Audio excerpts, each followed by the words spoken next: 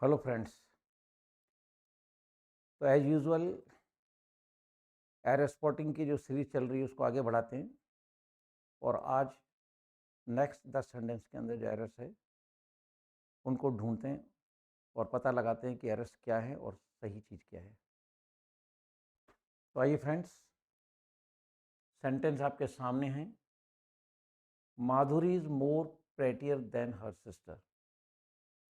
देखिए फ्रेंड्स, जब दो चीज़ों की तुलना होती है कॉम्परेटिव डिग्री कहलाती है। कॉम्परेटिव डिग्री के जो वर्ड्स होते हैं उनकी जो मेजर पहचान है वो कि ई आर आता है, शब्द के अंत में ई आर आता है या शब्द के पहले मोर आता है। मोर आपका पहले लगता है इसलिए उसको प्रीफिक्स बोला जाता है और जो शब्द शब्द के बाद जोड़े जाते हैं that is called suffix. Clear? तो देखिए, Madhuri is more prettier than her sister. Madhuri है ना, उसकी बहन से ज़्यादा सुंदर है। दो की तुलना हो रही है, कॉम्पेरेटिव डिग्री है। कॉम्पेरेटिव डिग्री के अंदर या तो ई आर वाला शब्द आएगा या मोर वाला आएगा, 99%, 100% नहीं। ठीक है? और देन आता है। यहाँ आप देख रहे हैं कि मोर भी आ रहा है, ई आर भी आ रहा है, तो हम यहाँ से ई आर हटा देंगे क्योंकि प्रेटी जो शब्द है उसका कॉम्प्लीट डिग्री प्रेटियर होता है और दो कॉम्प्लीट एक साथ नहीं आएंगे। So we have to delete more from this sentence to make it right. ठीक है? दो कॉम्प्लीट वर्ड एक साथ नहीं आते हैं, आ जाएं तो आप थोड़ा सेंस लगाना पड़ेगा कि उसमें अगर दो शब्द ऐसे आ जाते हैं मोर और प्रेटियर, मोर और ई आर दोनों आ जाते हैं, फिर आपको मोर ही हटाना है, ई आर वाला शब्द रहेगा। क्लियर हो गया? तो ये ध्यान रखें कि दो कॉम्पिटिटिव वर्ड्स कभी एक साथ नहीं आते हैं। सेकेंड सेंटेंस है, every man and woman should vote for the candidate of their choice. Every man and woman should vote for the candidate of their choice, कि हर आदमी को, हर औरत को, ठीक है, शुड वोट, वोट देना चाहिए for the candidate of their choice, किस कैंडिडेट को जो उनको अच्छा लगता है, अपनी चॉइस के हिसाब से देना चाहिए, किसी के दबाव में नहीं आना। Is it? So every man and woman should vote for the candidate of their choice. Friends, जो भी सेंटेंस ईच या एवरी से चलता है उसमें जो आगे प्रोनाउन आएगा, पॉजिटिव प्रोनाउन, वो आएगा हिज या हर। सुनिए, any sentence which begins with either each और एवरी, कोई भी वाक्य अगर एवरी से शुरू हो रहा है या ईच से शुरू हो रहा है तो उसमें आगे जो प्रोनाउन आएगा वो हिज या हर आएगा। माई, योर, देयर, आवर नहीं आएंगे। डिपेंड करता है एवरी मैन एंड वुमन, तो मैन और वुमन को हम मनुष्य जाति में ले जाते हैं तो यहाँ पे हिज करेंगे। अगर केवल वुमन का सेंटेंस होता तो यहाँ पे देयर की जगह हर करते। क्लियर? तो यहाँ पे आप देयर हटा दीजिए, देयर हटा के हिज लिखेंगे, सेंटेंस राइट हो जाएगा। नेक्स्ट आता है, the secretary and treasurer were not present at today's meeting. The secretary and treasurer were not present at today's meeting. Secretary और खजांची were not present at today's meeting, आज की meeting में उपस्थित नहीं थे। फ्रेंड ध्यान से सुनिए, देखिए स्ट्रक्चर क्या कह रहा है। अगर एक सेंटेंस में दो पोस्ट आती है, ध्यान से सुनना, अगर एक सेंटेंस में दो पोस्ट आती है, देखिए सेक्रेटरी भी आ रहा है, ट्रेजरर भी आ रहा है। क्लियर? एक सेंटेंस में दो पोस्ट आती है और उन दोनों के पहले पहली के आगे द आ रहा है, दूसरी के आगे द नहीं आ रहा है। इसका मतलब यह है कि ट्रेजरर और सेक्रेटरी एक ही आदमी है। सुनिए फिर, अगर सेंटेंस में दो पोस्ट दे रखी हैं एंड से जुड़ी हुई, अब फर्स्ट के पहले द है, सेकंड के पहले द नहीं है, इसका मतलब ये है कि आदमी एक है, उसके पास पोस्ट दो है। इसको यूं समझें कि कैशियर की तबीयत खराब हो गई, एक बैंक का एग्जाम्पल लेते हैं हम। कैशियर की तबीयत खराब हो गई, अब मैनेजर ने क्या करा, मैनेजर ने अकाउंटेंट को कैश पे बिठा दिया, क्योंकि कैश को डील करना जरूरी है, कस्टमर को देना भी है और लेना भी है। अकाउंट का काम तो बाद में हो जाएगा। तो अकाउंटेंट जो है वो कैश की सीट पे बैठ गया, कैशियर की सीट पे।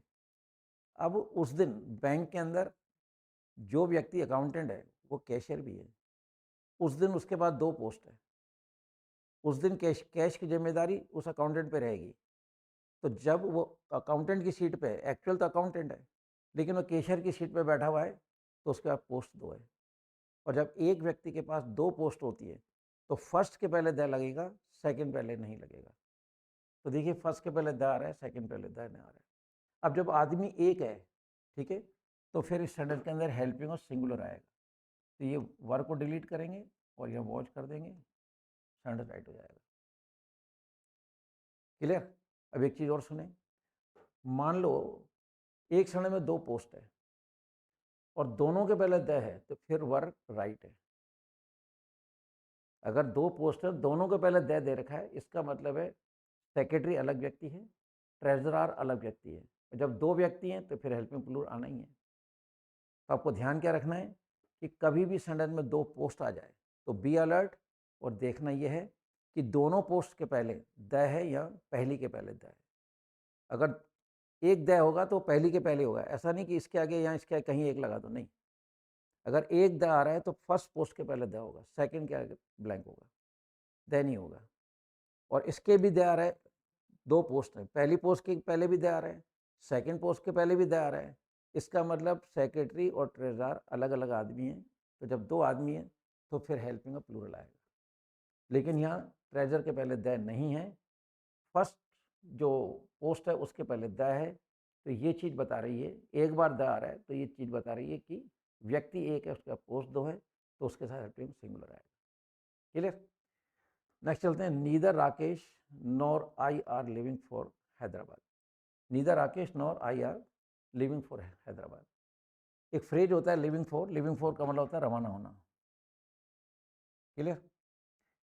Friends, neither nor, either or, not only but also में मैं पिछले वीडियो में बता चुका हूँ, helping of according to second subject आता है। नीदर नॉर का, ईदर और का, नॉट ओनली बट ऑल्सो का डबल सब्जेक्ट का सेंटेंस हो, ऐसे सेंटेंस के अंदर हेल्पिंग ऑफ सेकंड सब्जेक्ट के अनुसार लगता है। We have to use helping as per the second subject, whether the case is of neither nor, either or not only but also, तीनों में से कोई भी आ जाए।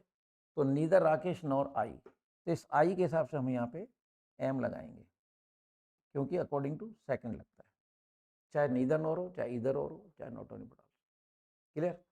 Next, death is preferable than life. Friends, कुछ ऐसे शब्द होते हैं जिनके बाद देन का प्रयोग नहीं किया जाता। पीछे भी वीडियोज में बता चुका हूँ। कुछ रिपीटेशन इसलिए कि कुछ शब्द, कुछ सेंटेंस सेम नहीं है, यूज सेम है। प्रीफर शब्द पीछे भी आ चुका है 2-3 बार। रिपीटेशन का मतलब यही है कि जब 2-3 बार प्रीफर प्रीफर प्रीफर प्रीफर आएगा तो ये चीज़ माइंड में रह जाएगी कि प्रीफर के साथ देन नहीं, हमेशा टू आता है। ऐसे कुछ शब्द हैं, प्रीफर है, रेफर है, सीनियर है, जूनियर है, सुपीरियर है, इन्फीरियर है। These are the words they need to, not than. तो यहाँ पे देखिए प्रीफर आ रहा है, तो हम इसको मतलब देन को डिलीट कर देंगे और यहाँ टू लिख देंगे, सेंटेंस राइट हो जाएगा।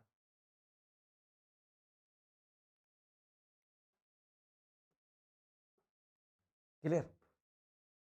आगे चलते हैं। Ramu closely resembles to his father not only in physical feature but also in habits.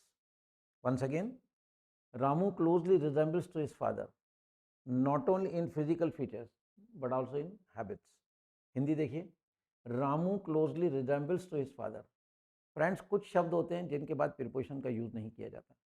जैसे अटैक के बाद ऑन शब्द यूज़ नहीं किया जाता। ऑन मतलब प्रीपोजिशन, अटैक के बाद ऑन प्रीपोजिशन नहीं आएगा, एंटर के बाद इन प्रीपोजिशन नहीं आएगा। इसी तरह एक वर्ड है रिजेंबल। रिजेंबल का मतलब होता है मिलता जुलता, और रिजेंबल वर्ड के बाद कभी भी टू प्रीपोजिशन नहीं आएगी। तो इसको आप डिलीट कर दें, सेंटेंस सही हो जाएगा। देखिए sentence, Ramu closely resembles to his father not only in physical features but also in habits. Right? तो देखिए, तो यहाँ पर हम टू हटा देंगे कि रामू, ठीक है, Ramu closely resembles to his father. Ramu अपने पापा से मिलता जुलता है, not only, not only in physical features, न केवल कद काठी में, बट ऑल्सो इन हैबिट्स, लेकिन आदतों में भी। ये इसकी हिंदी है, तो हम टू हटा देंगे। याद रखिए, रिजेंबल शब्द के बाद टू नहीं आता है, that's all. Next, if it snow tomorrow, if it snow tomorrow, या अभी वर्ड छूट गया है।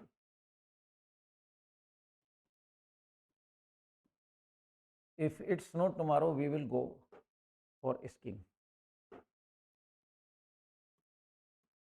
इसको राइट कर देना।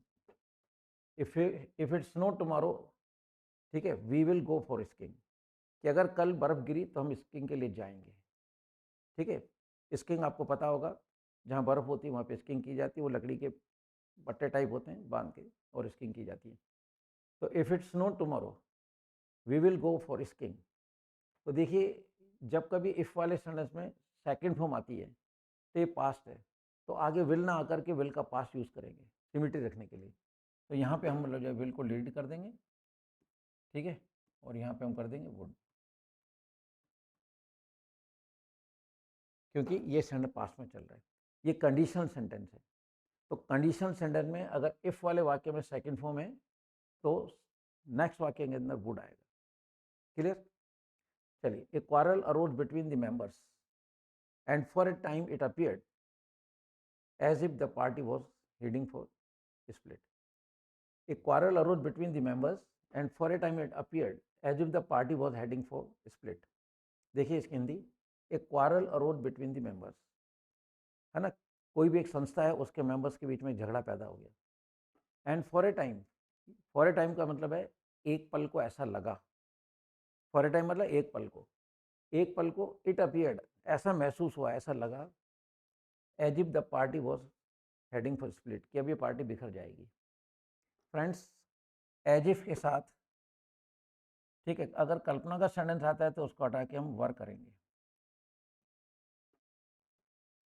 इंग्लिश की दुनिया में एक यूज़ है इसका, सेंटेंस को सुनिए, कि वह चल ऐसे रहा था जैसे कि लंगड़ा हो।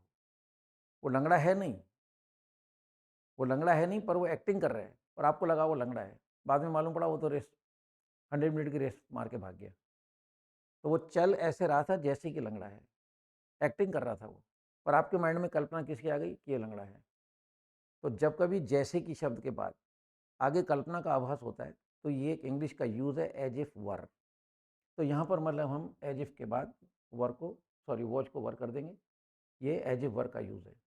हिंदी के सेंटेंस की पहचान है, पहला सेंटेंस तो आ जाएगा कि ना वह ऐसे गा रहा था, वह ऐसे गा रहा था, या वह ऐसे गा रही थी जैसे कि लता मंगेशकर हो। कल्पना शब्द नहीं आ रहा है, लेकिन उस लड़की को गाते हुए देखा तो हमारे माइंड में किसकी कल्पना आई? लता मंगेशकर की। तो ऐसे सेंटेंस में जहाँ जैसे कि आ जाए और अगले सेंटेंस में कल्पना हो, ये एज इफ वर का प्रयोग कहलाता है। तो आप एज इफ के साथ अगर कल्पना वाला केस हो तो आप वॉज हटा के वर करें, सेंटेंस राइट हो जाएगा। Second last sentence before you, after he had read the 2 first chapters of the novel. कोई व्यक्ति है, उसने उपन्यास पढ़ना शुरू किया। After he had read the 2 first chapters of the novel he felt like reading the book at one sitting. I'll go through once again. After he had read the 2 first chapters of the novel, he felt like reading the book at one sitting.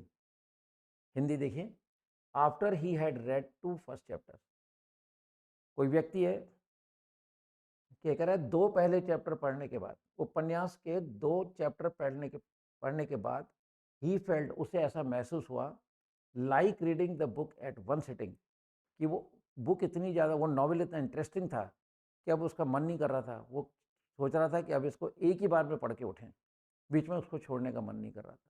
ये इसकी हिंदी है। तो सुनो, after he had read the 2 first chapter. Friends देखिए यहाँ पे, इसकी आप हिंदी करें, अगर टीचर मान लो बच्चों को कहता है कि कल पहले 2 चैप्टर पढ़ के आना या 2 पहले चैप्टर पढ़ के आना, फिर सुनिए क्या कहेगा टीचर, कल 2 पहले टीचर पढ़ के आना, सॉरी टीचर क्या कहेगा कि कल 2 पहले चैप्टर पढ़ के आना, या पहले 2 चैप्टर पढ़ के आना, पहले 2। तो हम यहाँ पे ये जो ये जो 2 फर्स्ट है इसको हम डिलीट करके और यहाँ लिखेंगे फर्स्ट 2 चैप्टर्स। ये 2 फर्स्ट नहीं होता है, पहले 2 चैप्टर पढ़ के आना, ना कि 2 पहले चैप्टर। ये अपना हिंदी के हिसाब से सेंस है। Clear? And the very last sentence, I know he is having a log of books on how to improve English. कह रहा है मेरे को पता है, he is having a log of books, log मतलब गट्ठर, कि उसके पास किताबों का बहुत बड़ा गट्ठर है ऑन, और वो किताबें किस विषय पर हैं, हाउ टू इम्प्रूव इंग्लिश, कि इंग्लिश इम्प्रूव कैसे की जाए। फ्रेंड्स, इज के साथ हैविंग नहीं आता है, उसके पास है तो अपन यहाँ पे हैज कर देंगे और सडन राइट हो जाएगा। तो सडन बना, I know he has a log of books on how to improve English. तो these were the 10 sentences with errors today, और आपको मैंने बताया कि क्या क्या एरर्स हैं, और साथ में जो यूजेज है उनको भी मैं एक्सप्लेन करता जा रहा हूँ। आप वीडियोस को 1 2 बार 3 बार सुने, ताकि मतलब वो चीज़ जो बोली जा रही है 2 4 बार सुनने से वो याद रह जाती है। ये सीरीज चलती रहेगी, और आई होप सो कि आप इस सीरीज को देख रहे होंगे, and you might be improving your English. So with these words, goodbye to all of you. Jai Hind.